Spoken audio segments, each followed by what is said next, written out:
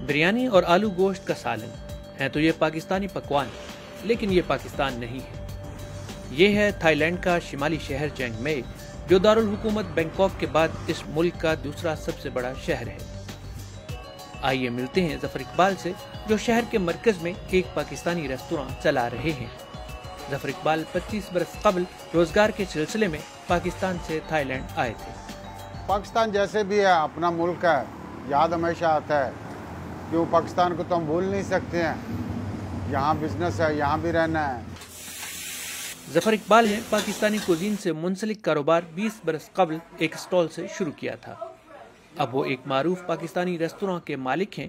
یہاں پیش کیے جانے والے لذیذ پاکستانی پکوان نہ صرف مقامی افراد بلکہ سیر کے لیے آنے والے ہر شخص کو اپنی جانب کھینچ لاتے ہیں۔ میرے زیادہ جو کسٹمر ہیں وہ آل اوور دا ورلڈ ہیں، اس میں فرینچ ہیں، اسپینش ہیں، اٹالین ہیں، برٹش ہیں، اور ہمارے پاکستانی بھی ہیں جو باہر جو دوسرے ملکوں سے آتے ہیں۔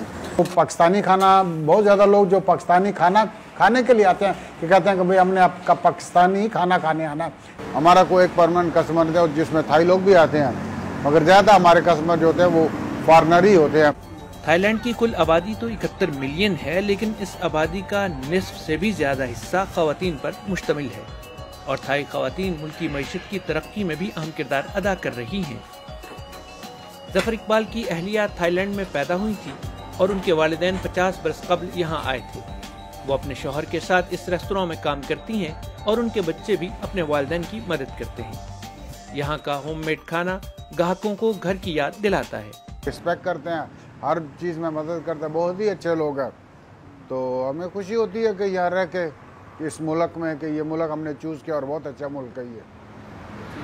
ظفر اقبال کہتے ہیں کہ انہیں تھائی لینڈ میں کسی قسم کے تعصب کا سامنا نہیں کرنا پڑا اور انہیں یہاں مکمل آزادی حاصل ہے۔